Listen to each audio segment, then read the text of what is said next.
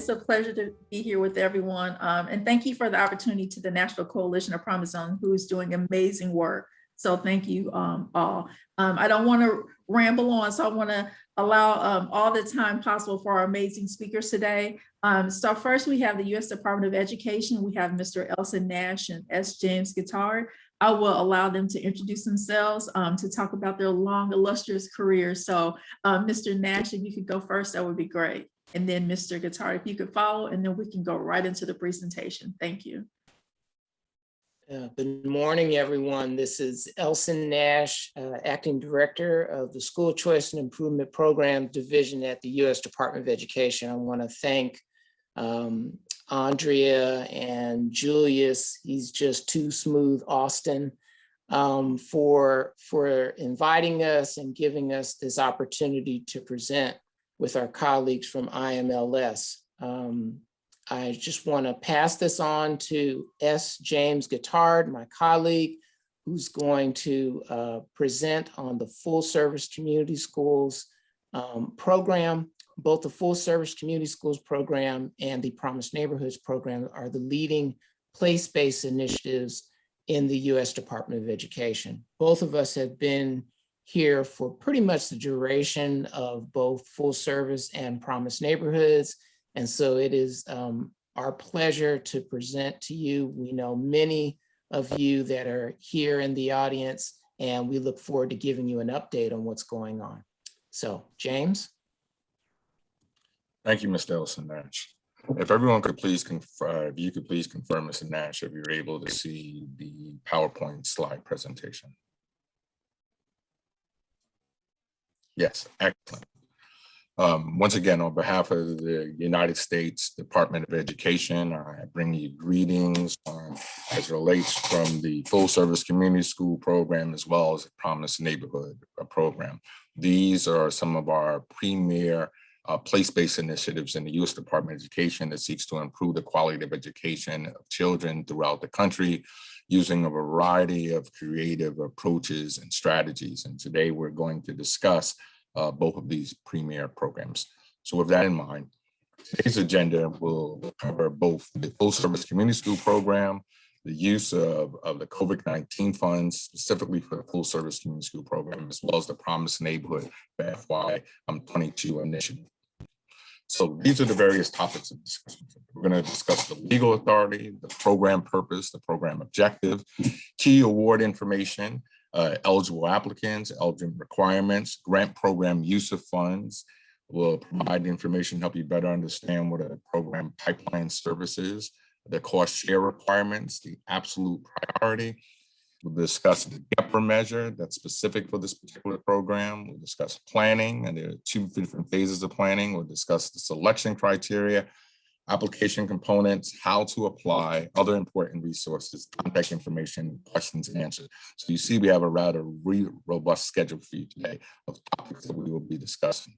So with that in mind, let's discuss the legal authority that underpins the Full Service Community School program. It's authorized in the sections 4621-23 and 4625 of the Elementary and Secondary Education Act, as amended by the Every Student Succeeds Act, which is known as ESSA. The program provides support for the planning, implementation, and operation of full service community schools, particularly for children attending high poverty schools, including high poverty rural schools.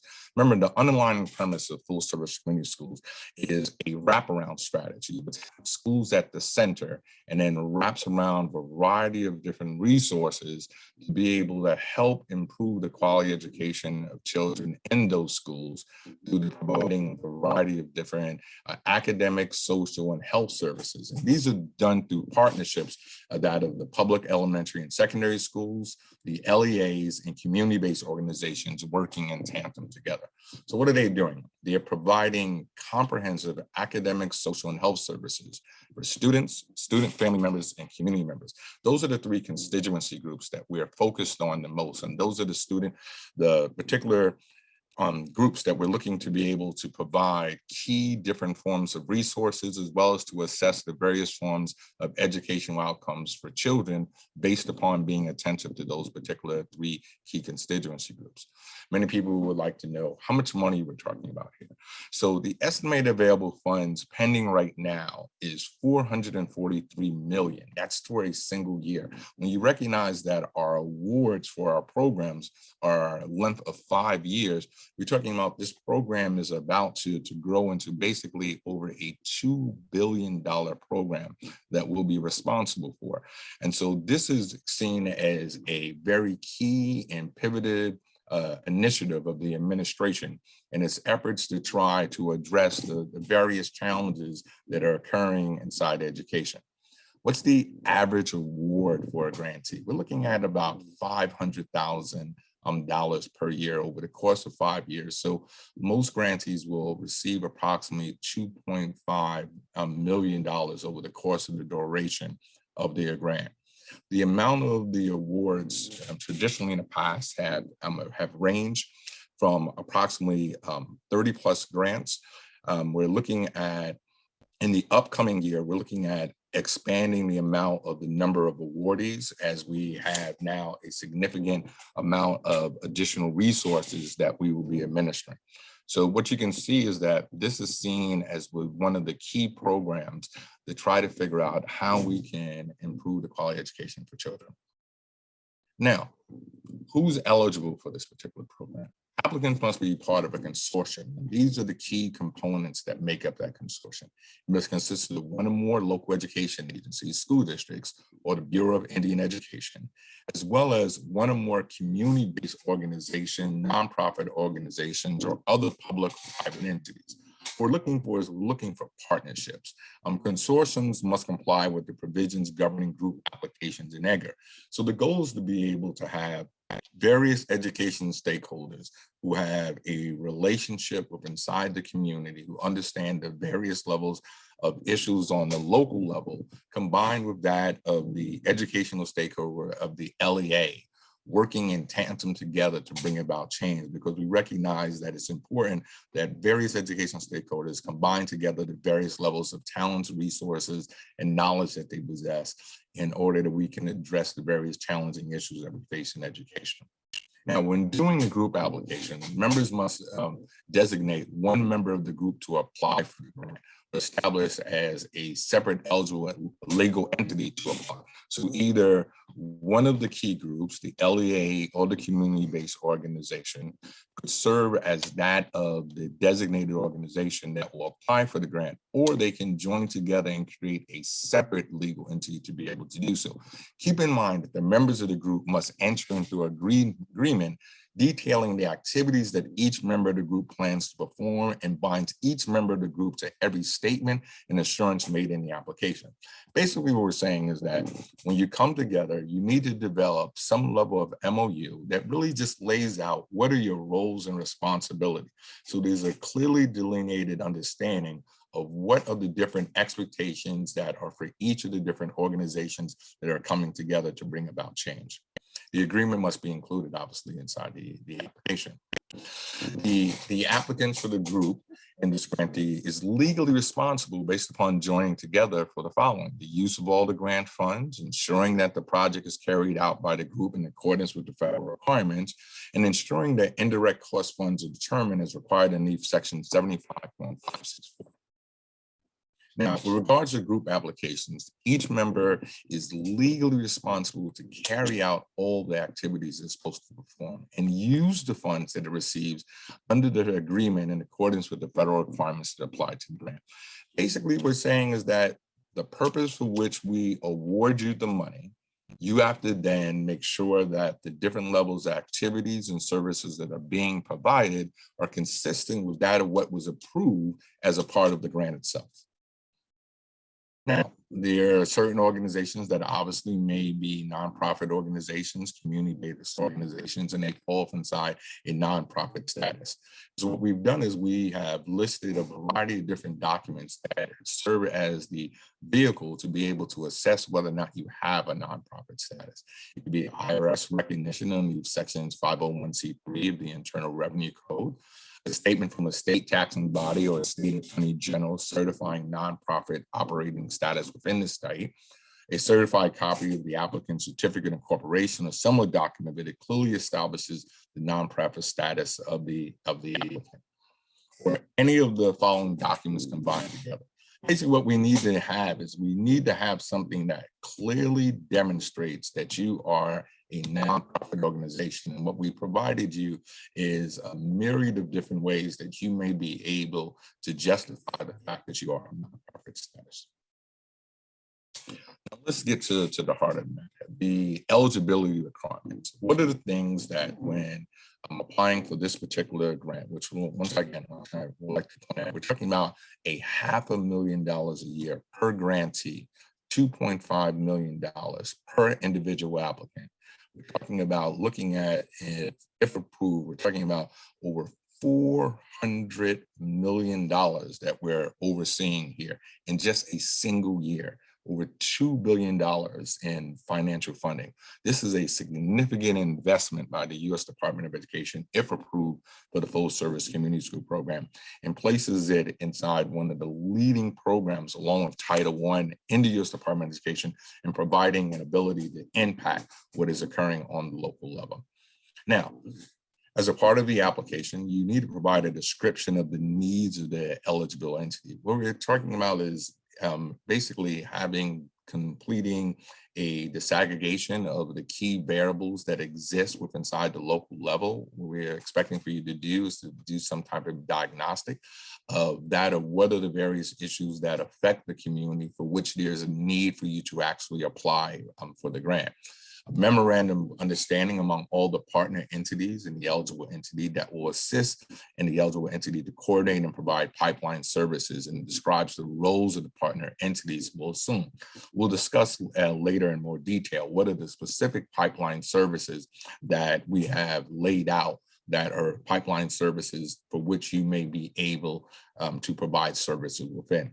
You need to provide a description of the capacity of the eligible entity to coordinate and provide pipeline services at 2 or more full service community schools. So this is very important to understand, is that what we're trying to do is we're trying to be able to show the level of impact with an LEA with at least a minimum of 2 or more schools. So what we're trying to do is to be able to establish something that will eventually have the ability to have scalability aspects within inside the district.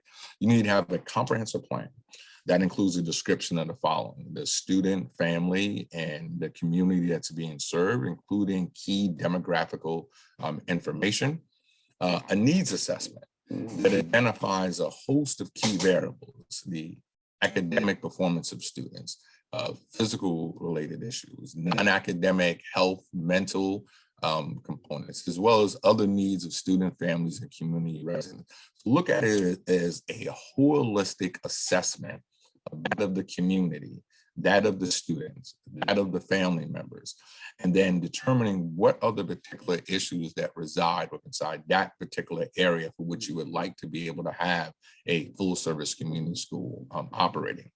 Then you need to develop, based upon having conducted this needs assessment, you need to be able to develop annual measurable performance objectives and outcomes, including information that shows the increase in the number of percentage of families and students targeted for those services each year of the program. So after you've conducted your needs assessment, you need to identify what are the key issues that exist, then determine what are measurable performance objectives and outcomes that you can create to be able to bring about change.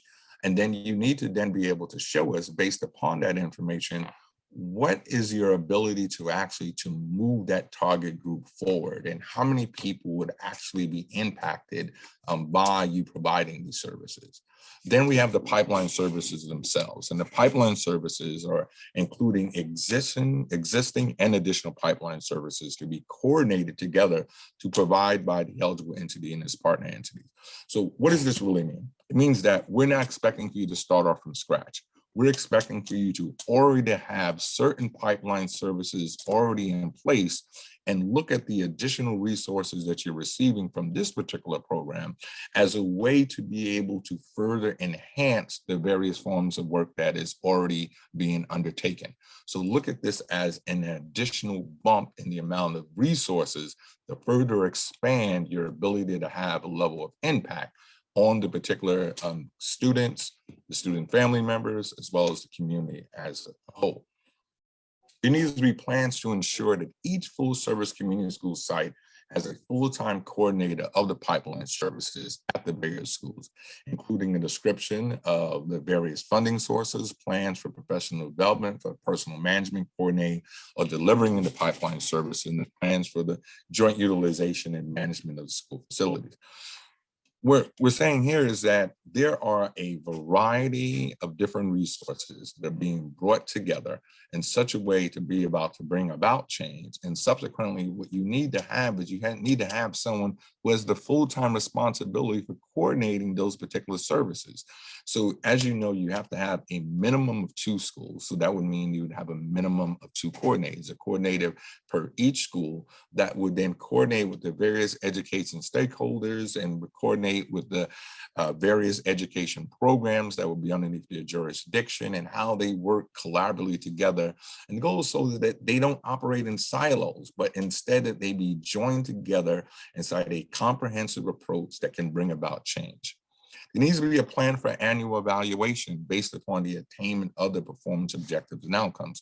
What we're saying is that you don't just need to have inputs, we need to actually be able to assess what are the outputs. We need to be able to see what change is actually occurring, and therefore having an annual evaluation is a good way of being able to do that. Then plans for sustaining the progress of the services described inside the subsection. We need to be able to see, can you continue this work after we provided you the particular resources, or approximately almost $500,000 a year. Then an assurance that the eligible entity and its partner entities will focus services on schools eligible for a school-wide program. That's related towards Title 1. To the extent practical, integrate multiple pipeline services into a comprehensive coordinated continuum to achieve annual measurable performance objectives and outcomes to meet the holistic needs of the children. Once again, we want things to not be operating inside individual silos. What we want to see is a comprehensive strategy. We want to be able for you to be able to take all that key information that you acquired via the needs assessment. We want for you to be able to look at those key various data points, and then develop a strategy that has performance outcomes and performance measures, and looks at the various services that you have that are already available, and then looking at the various services that you would like to add. And then we want you to bring that all together inside a wonderful jambalaya that would allow for you to have a well thought out, comprehensive, and coordinated strategy. And that requires the integrating of various services based upon various community-based organizations and governmental agencies in such a way that it works in the best interest of that of the students, the student family members, and the community members. Due to the complexity of what we just described, the number of full-service community schools that will be participating in a particular grant, the various partnerships and contractual arrangements that were made, is highly recommended that the project directors employ full-time in order to oversee such an ambitious grant implementation. Now, we're going to go into a little bit more specifically concerning the grant funds and how they should be used. Well, we discussed earlier the fact that there are a variety of different pipeline services, and we're going to discuss more specifically the various types pipeline services. But we want to let you know that from the very beginning, like we said, we're not expecting for this to be work that's just beginning, but this is work that is being expanded upon. So that means that you need to coordinate no less than 3 existing pipeline services that you are currently undertaking. And then you're going to provide no less than 2 additional pipeline services at 2 more public elementary or secondary school. So our expectation is that you already have 3 pipeline services that are currently operating, and you're going to add another 2. So that means that at each of the individual schools, there will be at least a minimum of 5 pipeline services that are being coordinated together. And you're going to do that with inside a minimum of 2 schools. Now, the pipeline services at each of the schools could be different based upon what the needs assessment is of the community and of those particular schools. So you don't have to have the same pipeline services, but what you need to do is to be able to show how those pipeline services work collaboratively together. Now, the term pipeline services means a continuum of coordinated support, services, and opportunities for children from birth through entry into and success in post-secondary education and career attainment. Each of the full service community schools are required to have a full-time coordinator of those particular pipeline services. Now, what we're going to now do is just give you a quick walkthrough of some of the key pipeline services for which we had discussed earlier that you need to have already a minimum of 3 of these in place, and then you're going to add an additional 2. So look at the various services that I'm about to describe. Many of these you already recognize that you may be currently undertaking. There's the high quality early learning programs. There's remedial education aligned with academic support. There's family engagement, including parental involvement. There's mentoring and other youth development programs. There's community service and service learning opportunities. There's programs to provide assistance to students who've been chronically absent, truant, suspended, or expelled. Job training, career counseling. Nutrition services and physical activities, primary health and dental, activities that improve access to and use of social service programs that promote family financial stability, mental health services, when you think in particularly all that's been transpiring concerning that of COVID-19, the mental health services is something that is definitely dire needed on a local level. Adult education, including instruction of adults in English as a second language. Now, there's also a cost sharing. So as a part of this grant, a portion of the services provided by the applicant must be supported through non-federal contributions. Those contributions may come in either cash or in-kind donations. The applicant must propose the amount of cash or the in-kind resources to be contributed for each year of the grant. So what this means is that all the monies cannot just be coming from the federal government. There must be some level of local generated support that comes either in cash or in-kind donations. Now, I also like for you to be able to point out here is the fact that you'll notice it does not say the amount of the cost sharing. It just says that there must be a cost sharing. And the secretary shall not consider the ability of an eligible applicant to match funds when determining which will receive grants underneath this subpart. All right. We talked about the projects will serve a minimum of 2 or more full service community schools. To meet this priority, an applicant must propose a project that will serve a minimum of 2 or more full service community schools eligible for a school-wide program as defined in this notice under section 1114B as part of the community or district-wide strategy. This is related to its Title I of the Elementary and Secondary Education Act. Applicants under this program may not use more than 10% of the total amount of the grant funds for planning purposes during the first year of the grant. Now, this particular provision, we may have some additional changes if we expand up the program to the size that we're looking at. But the bottom line is that we're looking at this as being a program in which our resources are being utilized to further expand the work that's already being undertaken, not to be able to plan to begin work. We're looking at this as monies, resources, time, and energy to have immediate impact. The funding received by grantees during the remaining of the project period must be devoted to program implementation. So the focus of this grant is program implementation, not on planning. Now, Each federal program has what are things related towards performance and result measures. We call these things related to them called GPR. And the GPR is the Government Performance and Result Act. And what it does is it provides different levels of data points to determine the effectiveness of a program.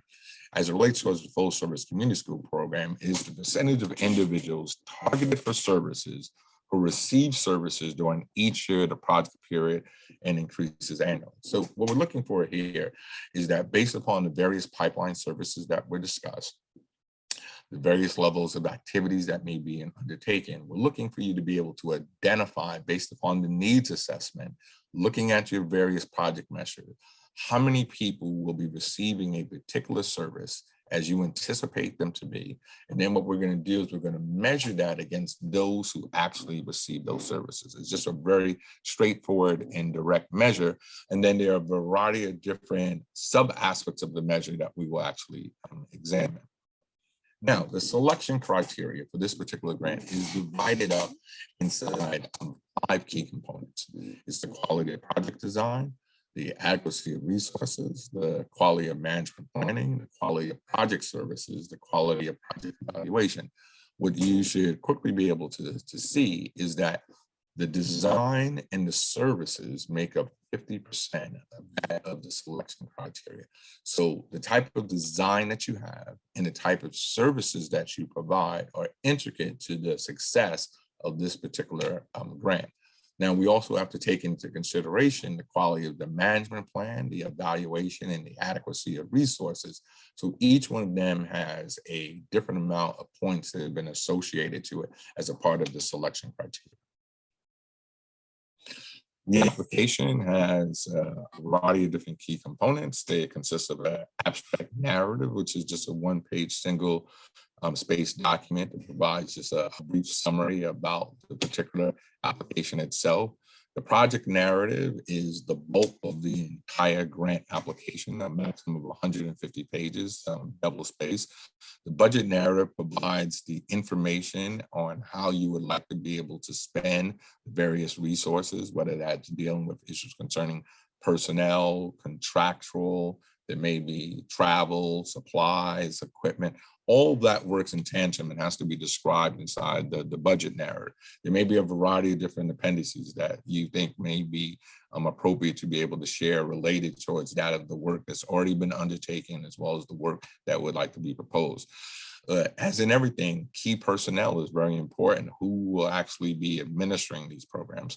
And so you have to do is share with the resume of the key personnel. And if you've not actually have a particular person already designated for this particular grant application, then what you need to do is at least provide a job description of the type of person that you would like to have in that particular key role.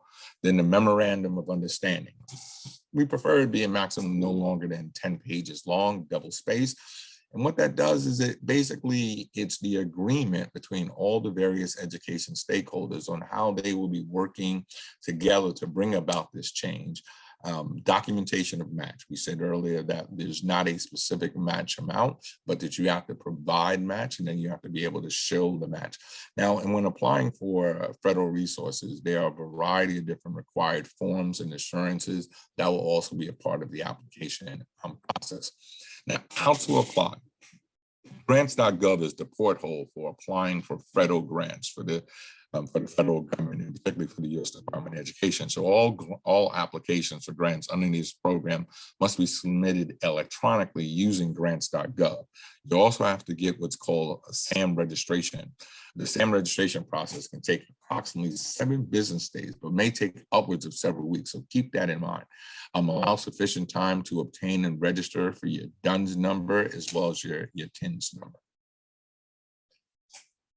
If you would like additional information about the full service community school program, which is led by Ms. Elson, who's the director of school choice and improvement programs, which serves and houses the various place-based initiatives, including the Promise Neighborhood Program that he's going to discuss more in depth, email full service community schools fscs@ed.gov.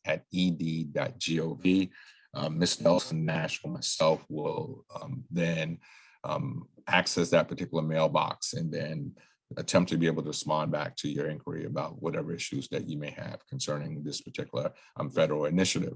There's also a program website on which you see the URL for which you can receive key information about the program itself, who are some of our illustrious grantees, how, once again, to be able to apply, and what is actually the theory of action and theory of change which grounds the program itself. What is the core value system for which the program is operated underneath, and how do we seek to actually to be able to improve the quality education for children? With that in mind, we're going to have an opportunity for Q&A. I'm going to turn it also over to my colleague, Mr. Elson Nash, to help with the Q&A in mind. With that in mind, if there's a Q&A, I'm going to turn it back to the moderator, Ms. Andre. James, I think we can just keep moving on. Just keep on going. Okay. Yeah, we're going to have some questions at the very end of both presentations, so we can just move forward. No problem. So whereas Mr. Nash stated, we're going to move forward. So with that in mind, I'm going to turn our attention to the next slide. Right. So we're going to be discussing now the full service community school ARP funding guidance. Mr. Nash, since you've been intricate in being able to organize and oversee this particular aspect, what I'm going to do is provide you the opportunity for you to be able to present on it. I'll turn the slides if you like. It's Sure, James. We can go to the next slide, and I'll push through these pretty fast. One of the important things for you all to know that there was a FAQ, frequently asked questions, that was published back in July, and there's the page there that gives you the opportunity to pull down that FAQ. That FAQ gives you all of the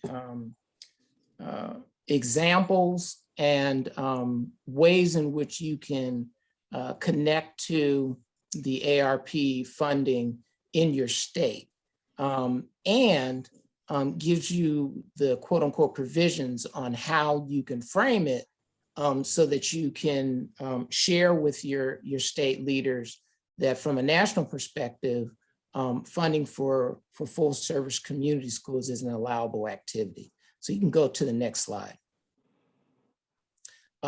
So we're finding that there are a number of full service community schools that are utilizing ARP funding for things like, they've done it for summer programming, food insecurity issues, COVID vaccine access, and family engagement strategies. Let's go to that next slide. An example, we've got some examples here of what folks are doing in LA. Those of you in California probably know the folks at LAEP. You know, they were able to pivot and utilize their funding to provide digital instruction, assisting teachers, professional development. A lot of the activities were such that those coordinators that James talked about earlier were in many ways serving as kind of like the quarterbacks for resources and services for those children and families. Next slide, please. And as we talk about the use of funding, those nonprofits working closely with the LEAs, as I mentioned, things like connecting to basic family needs, integrated English literacy, adult education, many of the things that your districts need, those funding resources can provide. And so once again, this is just a snapshot of ways in which those funds can be used. Next slide. As we talk about effective approaches for enriched learning, not less than 20% of those funds can be used to address the academic impact of lost instructions. Once again, the examples: comprehensive active school, extended school care, and then of course, which is what many of our children are facing, those social and emotional supports. These funds can be used for those types of supports that affect disproportionately on our underrepresented students. So once again, thank you. This gives you an idea. In addition, the use for the community school coordinators, as James mentioned, the funds can be used for that. Next slide, please. As I mentioned before, the website gives you additional resources. Other organizations nationally, the Coalition for Community Schools, Children's Aid Society, and then as you talk about applying for funding, look at that community schools playbook. It gives you a lot of good insights and resources, not only for the ARP funds, but for the competition that James talked about that eventually we'll have next year. So let's talk about Promised Neighborhoods. Many of you are familiar with Promised Neighborhoods. There's the statute. We really encourage you, once the new grantees are announced, which they were announced this morning, we will post those winning proposals up on our website. You all should definitely look at those winning proposals and see those applicants from across the country that were successfully competed. What you have here are the number of awards throughout the years. You can add in 2021, where there were seven implementation grants that were awarded this morning. Next slide, please. So we've got a number of partners that we work closely with, the Urban Institute, the Center for the Study of Social Policy, for tribal communities, Tribal Tech, and then let's throw in the Harlem Children's Zone. They are an active partner of ours as well. Next slide, please. So many of you all have probably heard about the program where we have the theory of action around cradle to career pipeline of services, where great schools are at the center, inspired by the work of Harlem Children's Zone. And of course, those of you who participated yesterday in Jeffrey, Canada. It is both a grant program and an approach. So those things that you probably heard from Jeff Canada about being results driven, about being clearly focused on the success of children and their families, about holding yourself and your partners accountable. That is what this program is about. And we have 10 results and essentially 12 GEPRA indicators that do that. Next slide, please. So as we mentioned, those in leading organizations or backbones are those nonprofits, institutions of higher education, or tribal organizations. They work closely with the school district in both administering the grant and convening the partners, which is really important. Next slide, please. And so as we talk about the approach, many of you are doing this. I mean, you align your contributions and partners with the results from cradle to career. You use the data to measure and drive performance. You require your leaders and partners to think beyond the programs. And many of you are doing this without our programming. But of course, our grant will help. And those provisions that are listed on the side are ways in which we hope this grant can assist you. Next slide, please.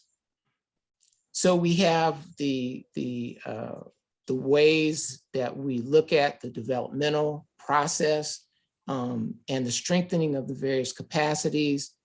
These are things that I'm sure many of you do, but this is the part of the developmental pathway of Promised Neighborhoods. It was, we developed this in concert with PolicyLink, and we look at those ways in which we engage the community. We use financing, policies and systems, the organizational capacity.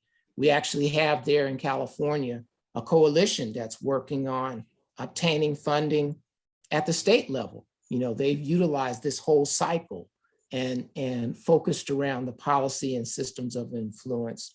And hopefully at some day soon, they will have state funding to expand that program. We have other folks in other states that are doing the same thing.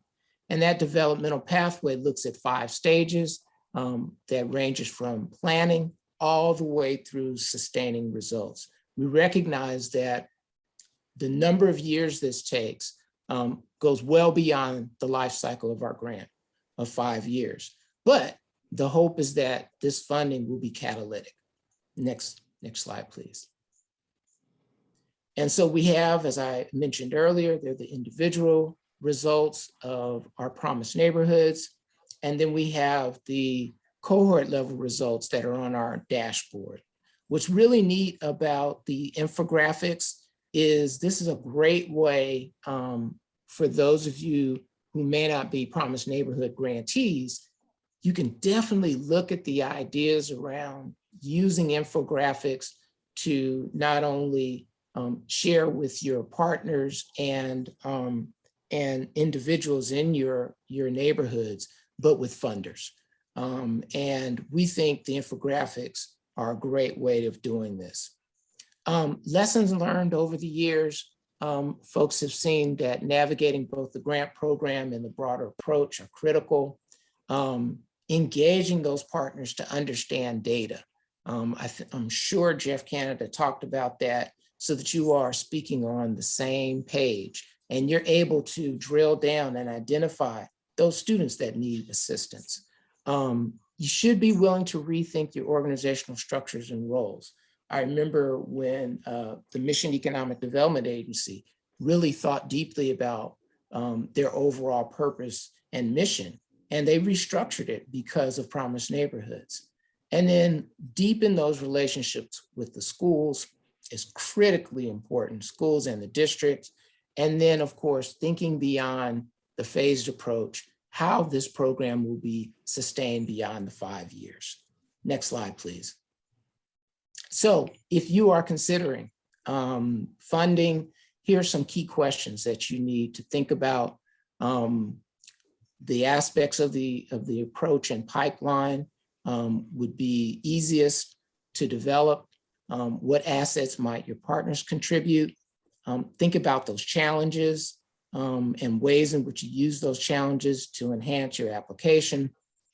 What are those broad, deep relationships with your schools, districts, and those families? And then how are you able to leverage? These are things that you all are doing now. How are you able to leverage those partners and funding?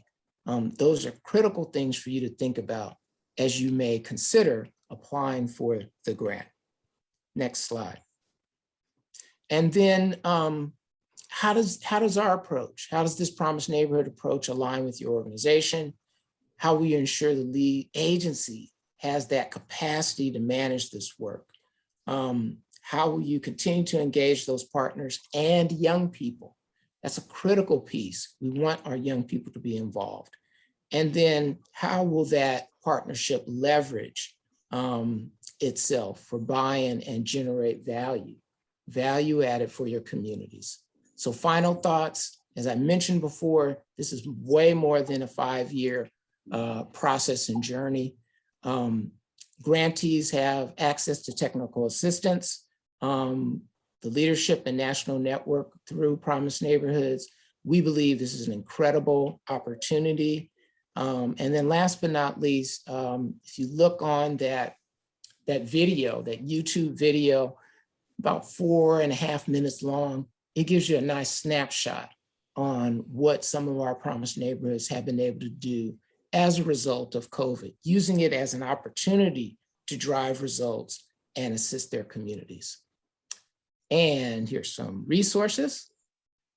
Many of those resources are through our website, also the Urban Institute website. We think these are ways that can assist you whether you have the grant or not. And next slide. That's it.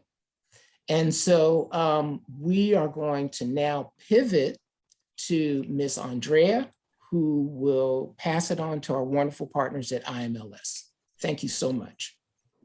Thank you so much for that information. And that was a wealth of information, but I think that's the beauty of the National Coalition of Promise Zones, having the contact information to be able to follow up with you guys for additional information. And Linda, I did want to make note that I did see your question in the chat, so we will answer that afterwards. And if we've ever needed Promise Neighborhoods and Full Service Schools, is now. With everything that's going on in the climate, just supporting that student and that community is very necessary. So again, thank you to our presenters. And as Mr. Nash stated, we will transfer and move this train on to the Institute of Museum and Library Sciences with Cynthia Landrum and Laura Huerta Migas. Great. Thank you so much, Andrea. And thanks to all of you for being here. My name is Laura Huerta Migas, and I am the Deputy Director of Museum Services here at IMLS. And I am joined by my fantastic partner, Cindy Landrum, who is our Deputy Director of Library Services. I think a little bit about me as we jump into this presentation is I just came to IMLS from the association world, actually working with the Association of Children's Museums and leading that organization for a little over 7 years. So the work of Promise Zones is very dear to my heart. And we actually did give Mr. Canada our Great Friend to Kids Award in recognition for all the work that he's done in transforming the landscape of communities for children in need. So very, very happy to be here with you all today. If we can move to the next slide. So let's take just a minute to share with you all some information about IMLS. We are a very small independent federal grant making agency that's housed in the executive branch.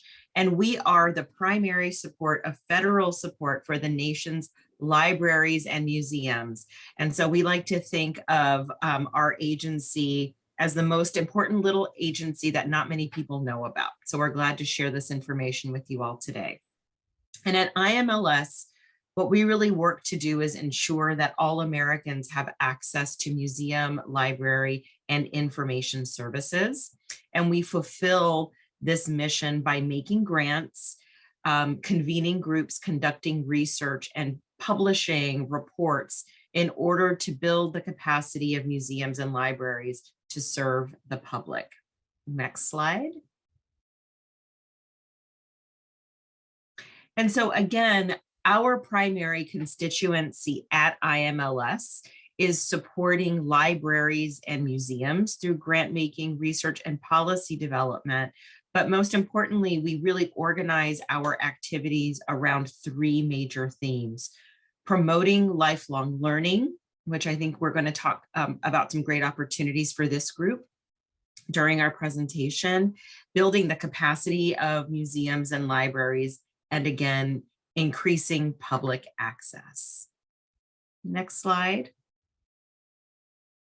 A little bit about our constituency to help you all that are here from various Promise Zone communities think about your partners locally in the museum and library field. IMLS, again, serves the nation's museums and libraries, and that counts about 30,000 museums. And when we're talking about museums, you can see here the list of the variety of cultural institutions that we consider museums here at IMLS. Everything from art and history museums to children's museums, planetariums, zoos, arboreta, and botanical gardens. And also, as we look at our library constituency, we serve 120,000 libraries, including public libraries and academic libraries.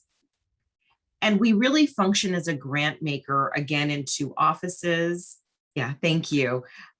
With an annual appropriation of a little over $250 million a year. And you can see that we have 3 different strands of funding. In our Office of Library Services, there is the Grants to States program, which is our largest funding mechanism that funds public libraries across the country. There's also a discretionary grant program for the Office of Library Services, and all of our funding that comes through the museum side is dispersed through discretionary competitive grants. So we can go to the next slide now. And with that quick overview of our agency, I am actually going to pass it over to Cindy to talk to you all about the opportunities that are of interest from our Office of Library Services. Thank you, Laura. My name is Cindy Landrum. I am the Deputy Director of the Office of Library Services, as Andrea shared. Prior to my appointment in 2019, I actually was a public library director at the Evansville-Vanderburgh Public Library in Evansville, Indiana, which is a Promise Zone community, and had the pleasure of working with my colleague Silas Matcham in his work in Evansville around the Promise Zone. So familiar with Promise Zones, and very happy to be delivering this presentation to you today. And prior to that, have worked across the country as a library administrator, primarily in public libraries. So super happy to be here and share what we have in terms of funding opportunities in the Office of Library Services, but also would just like you to be aware of different ways that you may want to work with your public libraries in your communities and your museums and leverage those opportunities. Next slide, please. So the Office of Library Services, as Laura mentioned, have a number of grant programs. I'm only going to focus on a few that I think are relevant and currently active. And there's a list of other ones that you may also want to look at, but for this presentation, we'll just focus on a few. And I'm going to start with our National Leadership Grant for Libraries program. This is part of our discretionary programs. It's about a $13 million program. The grant amounts range from $50,000 to $750,000. And I will put a caveat that usually when we get into that $700,000+ range, we're really looking at research grants. But that is the high-end grant. The goal for national leadership really is to address the critical needs in libraries and archives and to advance the profession. And really to create opportunities for the work that is funded through this program to proliferate throughout the profession and throughout the country. Next slide. And you'll see the goals for this program are to generate a national impact. And I'm going to highlight two that I think are super important here, which is to build the capacity of libraries and archives to lead and contribute to the efforts of community well-being and to strengthen civic engagement. And the last one, which is to strengthen the ability of libraries, archives, and museums to work collaboratively for the benefit of their communities. For some of the project types in this grant program, there is a one-to-one cost share. And as my colleagues from the Department of Ed shared, there are a multitude of ways to reach that one-to-one cost share. And so as you are perusing our notice of funding opportunities, there's a great deal of detailed information about how one may go about meeting that cost share requirement if that is a necessity of what you are applying for. And also I will share that we have wonderful program officers who are there to counsel and assistance, and they are a great resource of information for our grant programs. Next slide, please. So I'd like to highlight a couple of things that we have funded through national leadership grants. And I want to sort of focus on a couple of things here. You know, a lot of people get a little concerned when they hear national impact and they have sort of these ideas about what that means, but there are many ways to create a national impact with this work. And I'll start with this one, which is Berea College. I think we funded this in 2018. And it is a collaboration with rural promise zone libraries to develop frameworks for those libraries to successfully identify gaps and opportunities and do analysis, and much similar to the work that my colleagues and eds discuss with community schools, to really be a part of the Promise Zone work and network in their communities. And then I want, next slide, please. Next slide. No, one before that. Prior to that, there was also Nashville Public Library, another Promise Zone area. And if you'll notice, I have underlined the things that are significant here: the level of partnership, the focus on youth, but also the national collaborators. So we talk about national impact, that the work that they will do as a part of this project, which we funded in this last grant cycle, has the capacity to really be distributed across the nation so that other communities, other libraries can benefit from what they create and develop. Next slide, please. So over the lifetime of our agency, we have funded on the library side 442 unique tribal entities through our Native American Library Services programs. We have two. One is the Native American Library Services Basic Program, and this particular program funds grants around $6,000 to $10,000. The goal of this program really is to provide and support basic library services in tribal communities.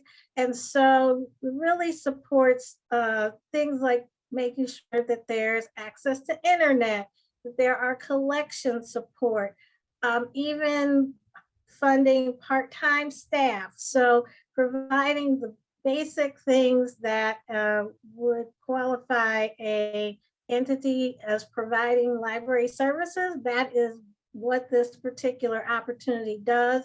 There are no cost share requirements for this program, and it is eligible. Federally recognized tribes are eligible.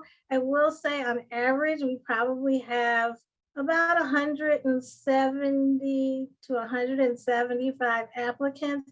And generally we fund most of these grants. And so they're a great place to start if you haven't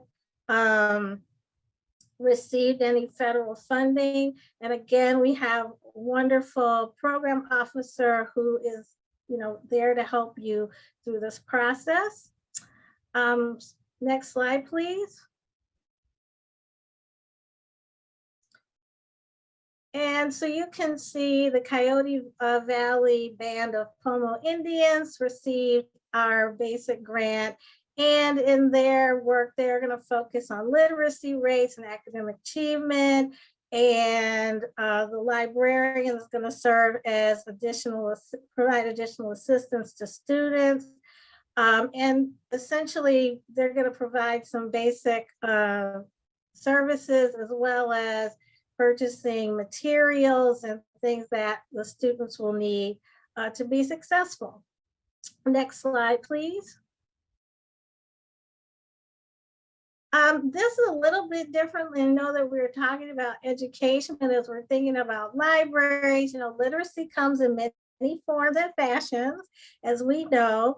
And so the Seneca Cayuga Tribe of Oklahoma operates a small library in their Elder Nutrition Center, and they look to promote health and literacy and social and cultural activities, as well as to support cultural and historic preservation, which is a big part of our funding at IMLS, especially with our tribal communities.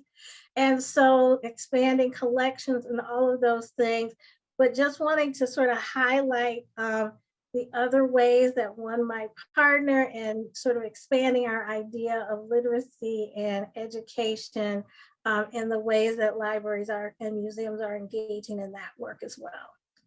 Next slide, please. We also have the Native American Library Services Enhancement Grants. So these are, as you can see, larger dollar amounts, $10,000 to $150,000. And in addition to core services, these grants really do what they say. They're there to enhance services, to build on widely adopted practices within the library and information science field, and to advance preservation, digitization of cultural artifacts and language preservation. And again, this is open to federally recognized tribes. Next slide, please. And you'll see the Miami Tribe of Oklahoma received one of our enhancement grants, and they are focusing on STEM. So they're building a Native-centered makerspace at their location, and they're going to use that makerspace to really foster intergenerational relationships and promote cultural engagement, and to really expand the learning opportunities in their community. Next slide, please.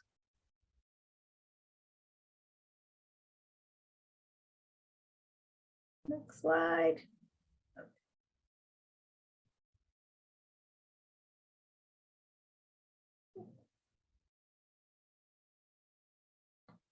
And then we have the Wyandotte Nation, which is developing a literacy station and Lego club and things of that nature for young people in their and these may seem, if you're not familiar with contemporary libraries today, these are all things that happen in most public libraries.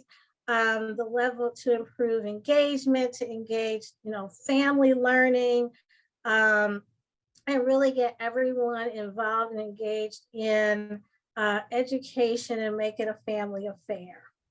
Next slide, please.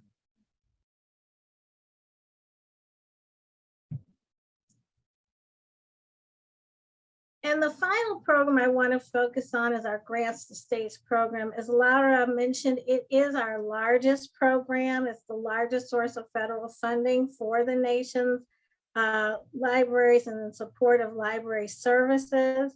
This program uses a population-based formula and distributes more than $168 million through state library administrative agencies. You may know them as your state libraries. Throughout all 50 states, the District of Columbia, territories, and the freely associated states. The state library administrative agencies provide direct services to local libraries, and they, in some cases, manage sub-award programs. And I mentioned this because if you are looking for a point of entry in terms of collaborating with your local library, working with them to acquire funding through the state library is often a good place to start. The state libraries vary in terms of their focus, and all the state libraries, if you go to their websites, and I've included in this presentation links to all of the state library administrative agencies for the Promise Zone states, you will find their 5-year plans. So the state libraries, as a part of this funding process, create 5-year plans, and you can see the areas of foci that they have identified for the next 5 years. In fact, they'll be providing a new 5-year plan here soon. You can also see the types of awards they have funded, and you can also see the types of programming that they fund and distribute across the state. So it's a really good place to start if you are looking to partner with your local library and to access some funding. Next slide, please.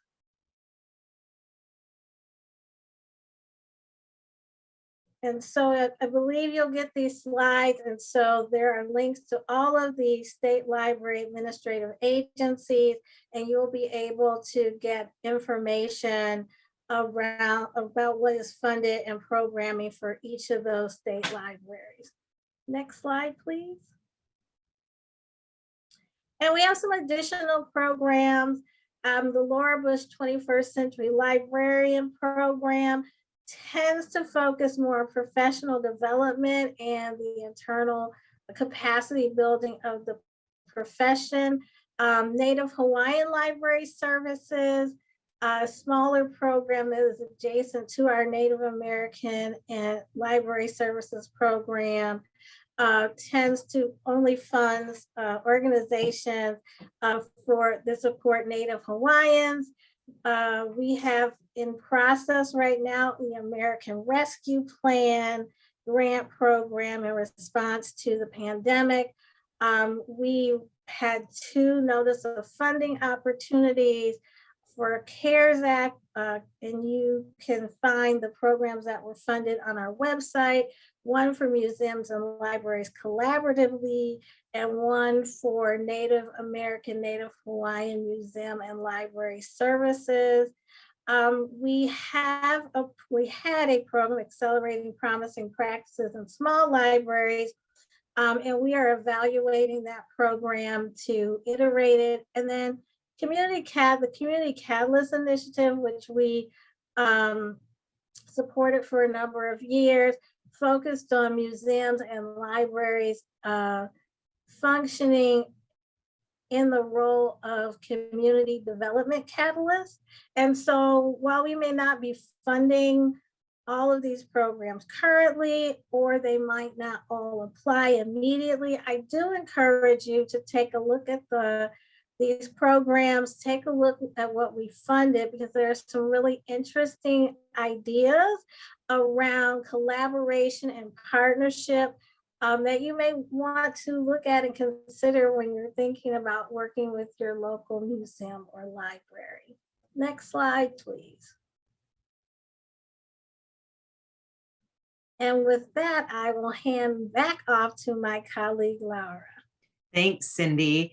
So just in the same spirit of Cindy's presentation, I'm going to share a couple of our funding programs on the Office of Museum Services side that are best suited to supporting the work of the Promise Zones. So next slide, please.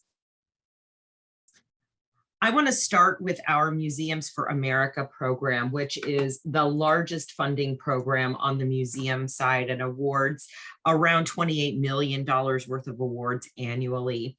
And you can see that it is focused on strengthening the ability of individual museums to serve the public. This is our most flexible award program. We have these 3 project categories: lifelong learning, community engagement, and collection stewardship and access. The lifelong learning and community engagement categories are certainly the ones that are the most geared toward serving the goals of folks in this network.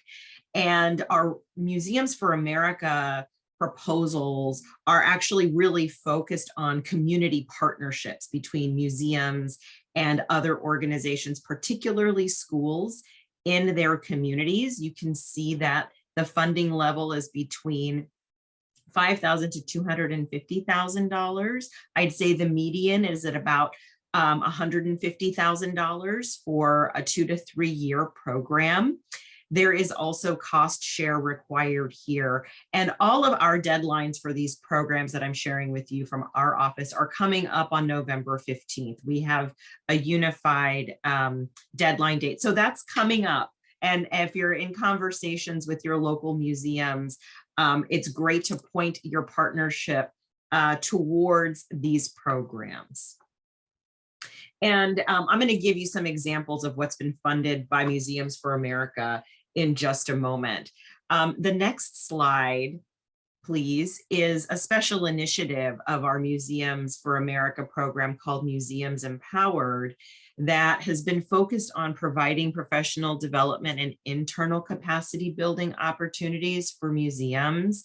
But the category of projects that I think might be interesting for you all to look at is the digital technology and the diversity and inclusion line items.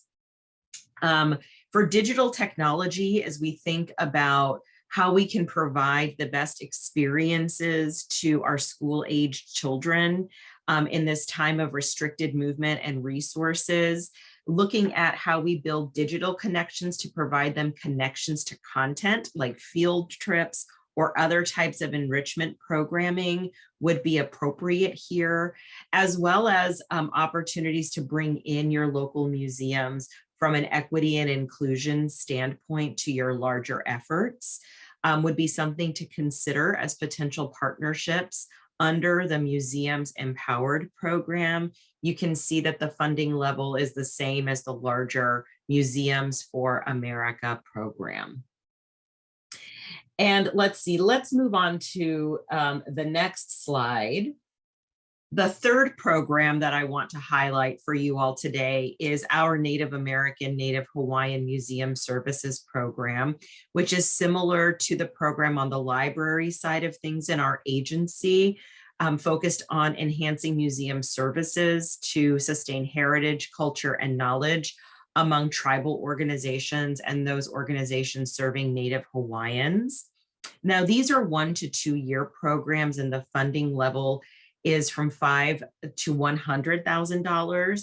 In this program area, there is also no cost share required, but it does have a November 15th deadline. And again, eligible applicants are for Native American populations are tribal organizations, but for organizations serving Native Hawaiians potentially in your community, there's broader eligibility criteria to any kind of nonprofit or academic organization who's primarily serving the needs of Native Hawaiians. And so I want to just move on to a couple of examples of what we have funded, relevant projects that we funded for this community. So on the next slide, one of our examples is thinking about partnering with museums for improving school readiness.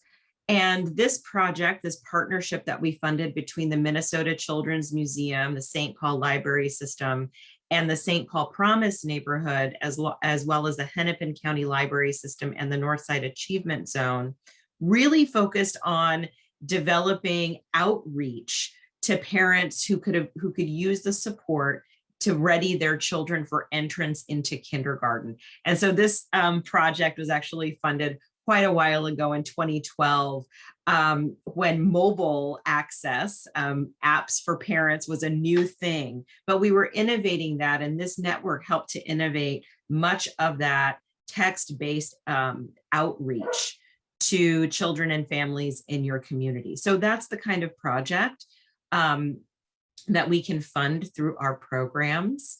And then the next slide is an example from our Native American, Native Hawaiian Services program with funding that we provided to the Catawba Indian Nation very recently, which is supporting the creation of a space, community space within their cultural preservation project that is focused on community access to heritage resources, including their own nation's archives and libraries, but also access to technology workstations. And so the funding of this project is also funding the creation of a community space that can provide a safe and helpful place to support K-12 youth in that nation. So again, expansive thinking about how we create those wraparound services and community development through our funding opportunities. And if we can just go to the next slide,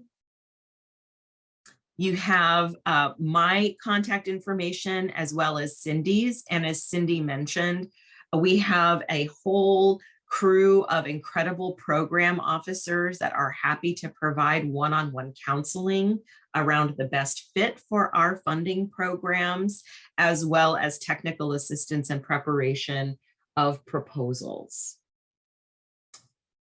And that's it for our presentation. Thank you so much. I have to be honest, I think that is an untapped resource. With everything being virtual and digital, you kind of forget that you have the beauty of the library and museum. So we appreciate the information. And again, the beauty of the National Coalition of Promise Zones, now you have the contact people, now you can reach out. And then also don't forget that the National Coalition of Promise Zones is a resource. Just kind of communicate with you how they utilize these services that we share at the local level so they can share some of their best practices. But I really do appreciate all of our presenters today. And we did have one question. So Linda, I did not forget you. Linda had a question for the Department of Education regarding the funding. Oh, let me find that here easier. It may be the funding for the Promised Neighborhood. Yeah, the grant amount and how long the grant would be funded. So that was her question. Mr. Nash? Sure, sure. The top line for Promise Neighborhoods is $6 million a year for 5 years. So $6 million a year for 5 years. The average amount per year is about $5 million. Yep. I would like to add to the information that Mr. Elson Nash shared is I would like to reiterate and emphasize the transformational impact that place-based initiatives such as full service community school and Promise Neighborhood have at the local level. And when you combine together the various cohort of funding that have transpired of late, currently right now underneath Mr. Elson Nash, who is the director of the School Choice and Improvement Program, we're currently administering over $100 million worth of funds just in full service, as well as in Promise Neighborhood. We're talking about, we're looking at over $200 million in resources that have been thrusted at the local level. And when you consider that there's also proposals that are existing to expand out the amount of work that we are currently undertaking, to expand this out to basically almost a $400 million program just in full service alone, over $2 million over the course of over 5 years, then you recognize the work that myself and Mr. Elson Nash are doing in overseeing these programs is quite daunting. We're talking about hundreds and hundreds of millions of dollars, but we recognize is that collectively together with the various education stakeholders across the nation, that this provides a unique opportunity to place schools at the center, surrounded with wraparound services to significantly improve the quality of education for children, children's family members, as well as the communities that they reside in. So we definitely appreciate this opportunity to be able to share with you about the impactful programs that we are currently administering via the U.S. Department of Education. We do have another question in the chat. And that would be from Mary. Where would she find the RFA or application information? For which programs?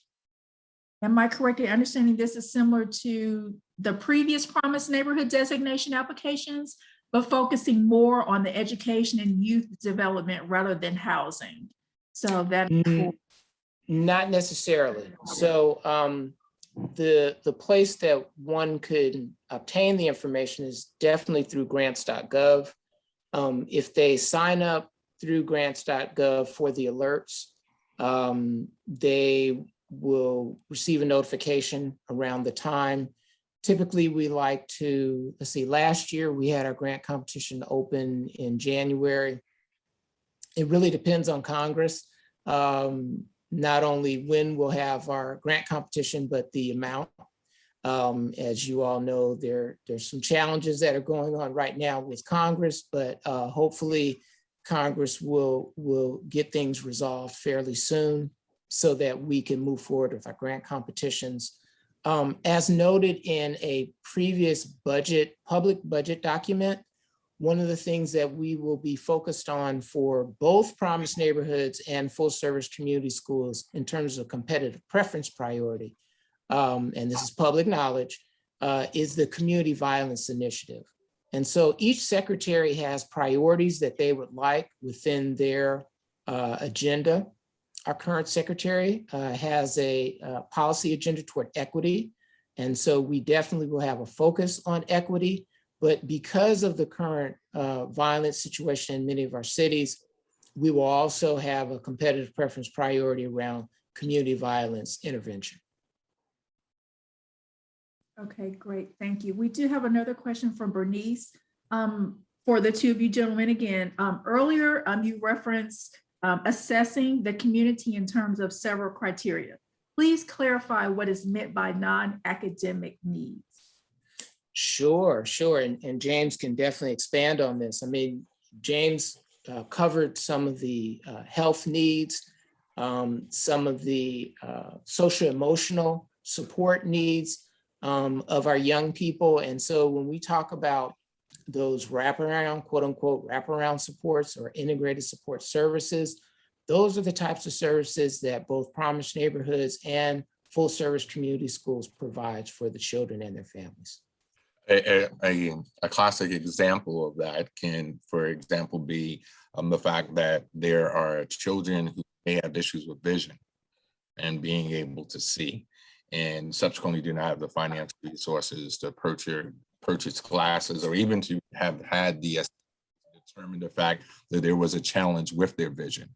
And so resources via full service community school program could be able to provide perhaps glasses to students that have issues with being able to see. And that may have a major impact in addressing a learning disability just by providing those glasses themselves. There's also opportunities as it relates towards for different forms of dental care. You have to really look at this, as like I said earlier, it's about a strategy that has schools at the center and then providing a variety of different wraparound services that address the needs of the children, the children's families, and the communities. And that's why it is so intricate to the success of full service community school program that a needs assessment be conducted, a segmentation analysis of what are the various issues that are affecting, that are both academic and non-academic. And then looking at how through the various services that are listed as our pipeline services, that you can look through those, find matches for what your issues are in the pipeline services that are eligible to be funded, and then figure out how you could coordinate these services instead of operating silos, but coordinate them in such a way that they work collaboratively together to bring about changes academically by understanding the non-academic factors that could significantly impact the ability for a child to succeed academically. And I know we're coming up on time. It's 12:31, but we have one more question, and it is for Cynthia or Lauda. So, Gay, we got a question for the ladies. For the museum's Empowered Grant Program, are there any minimum size thresholds for the applicant, operating budget, or et cetera? Can the applicant apply with a fiscal sponsor? So there is not a minimum size threshold, but we do have other eligibility criteria. The lead organization must be, for Museums Empowered, a museum, and there's more expanded definition of what an open and operating museum looks like, but there is not a minimum budget threshold. And in terms of applying with a fiscal sponsor, if you are a non-museum entity, your museum could be your fiscal sponsor, and then any other partner would be a subawardee or a contractor to the program. But if that's a very specific question, you can also follow up with me or my program officers. We can talk through that technicality on a case-by-case basis. We have some interesting governance structures out there, so we're happy to talk through those. Thank you so much. I would like to hand it over to Julius to close us out. Thanks. All right, thank you so much to our awesome presenters. We really greatly appreciate all of the awesome information you've shared. Before I close this out, I'm going to throw something in the chat so you can check out the future sessions of the National Coalition of Promised Zones Federal Convening. But I want to just encourage you all, please take the information from our awesome presenters, reach out and contact them and take advantage of the awesome grant opportunities from both the Department of Education and the Institute of Museum and Library Services. Here in Sacramento, we've taken advantage of our relationships with the DOE. There's been at least 7 grants that we have received here in Sacramento from both our awesome university here, Sac State University. Special shout out to Bernice Bass de Martinez. She's one of our most awesome partners over there at Sac State. Also, one of our school districts, Sac City Unified School District, has taken advantage. And even SHRA, the lead organization for the Sacramento Promise Zone, we have a DOE partnership grant as well. And in total, it's about $7 million that we've been able to bring in. So I encourage you to take advantage. And also for the Institute of Museum and Library Services, our museum here, the Crocker Art Museum, has taken advantage of an IMLS grant to provide a great opportunity for pop-up art opportunities, but they're also used to focus on youth and providing opportunities for youth to deal with and provide solutions for the trauma that they have endured. And so I encourage you to look deep into the opportunities that they have.